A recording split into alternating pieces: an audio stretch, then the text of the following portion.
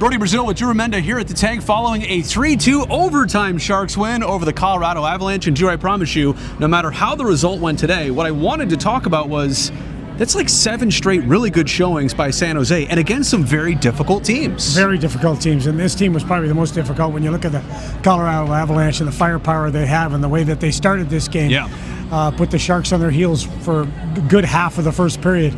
It was a testament, one, Yaroslav Ascarov. Hanging in there. And we're looking at Yaroslav Ascarov, and we've been waiting for him to maybe have that coming out party. Maybe this was it. Yep. But also, as the game progressed, I thought they evened things out in the first period. They were able to kind of just settle things down. Second period, we've seen these second periods with the San Jose Sharks all season long, and last year as well. The second period is completely under siege by the Colorado Avalanche. Little slow, hang on. Exactly. Well, they were slow. They weren't moving. They were mismanaging the puck. The only line that really got anything going was Eklund's line with Wenberg and Kurashev. They got to play in the offensive zone. They were able to at least even out some shifts. But it was more because of, as you said, slow and poor puck management that caused the Sharks to have a really tough second period, but Ascarov to have a brilliant second period. You know, with Philip Kurashev, I wanted to talk about him getting a goal in regulation today, but obviously with the OT winner, now he's in the forefront of our conversation. I didn't know exactly what the Sharks would be getting in him. I saw his stats in Chicago from the last year or so. Pleasantly surprised, and the last couple of games now on a 3-game goal streak, 4-game point streak. He's found himself too. You know that our partner, our broadcast peer, we're not peers, Randy Hahn is above us. He's way above me. Well, he's above us, period. He said, it was actually like 3 or 4 days ago, talking about, she showed me Kurashev's stat lines, and he said, look what he did when he was healthy a couple of years ago. With Chicago, it wasn't a very good team. 17 goals. And played very, very well. I'll take that here. And he was talking about him, and then the last 2 games, he did that. He did that. I mean, so I got to give Randy credit. He knew exactly what he was talking about with Kurashev, but he's working very well with Eklund and Wenberg. He does a great job at being able to, when the puck comes in the zone especially, he's a good job at sealing the boards, getting the puck down to Wenberg, and then getting in a position to score. This was a really great play. I actually thought it was icing. I was mad the refs didn't call icing. And then Wenberg brings it up, and he's already sprinted out of the zone. He was so quick. And then that shot is a beauty. You know, I'm looking at Macklin's stat line from today. He's got a number in every single category. Shots and takeaways and face-offs. He was good on the dots tonight too. And I feel like against some of the toughest opponents you could face, he does not disappoint. He is just looking more comfortable, if that's even possible, by the game. We were talking about it between the breaks with Macklin.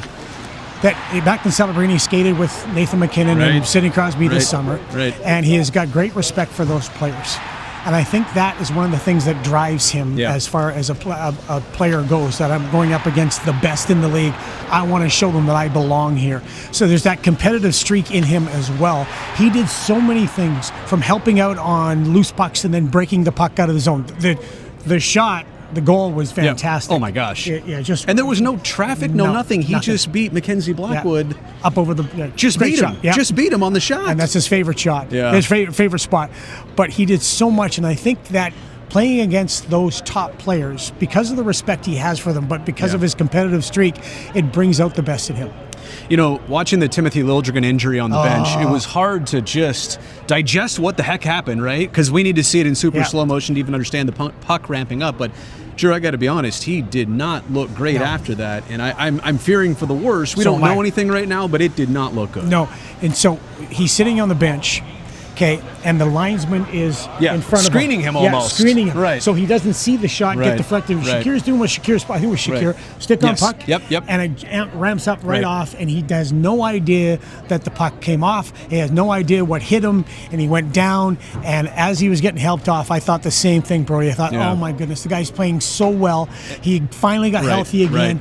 And that has to happen. Terrible timing, terrible everything. You never want to see it, especially now. Awful. Like in the final 30 seconds or so here, you mentioned that maybe today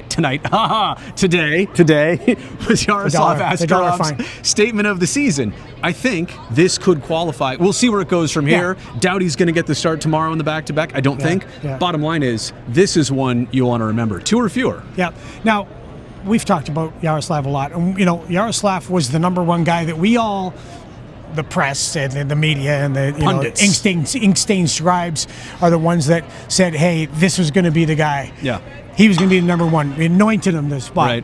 Well, we had to remember, and Ryan Warsofsky talked about it the other day, had to remember that the kid's only plays, first of all, he's 23. Right. He'd only played I think it was 18 games coming in the National Hockey League this year. Right. Not a lot with Nashville before this. And I was one of the guys that was tooting his horn because, for crying out loud, I watched him last year with the Barracuda. He was fantastic. Yeah. His AHL numbers are through the roof. So I was thinking he's going to shut out everybody. Sharks are going to go 82-0. He's going to be fantastic. Well, the game's not like that because the other team gets paid to play too. Right. And he had some struggles early. But he always was that guy. You've been at practice, I've been at practice. You see him coming out early, working with Thomas Spear. He continues to work and continues to get better.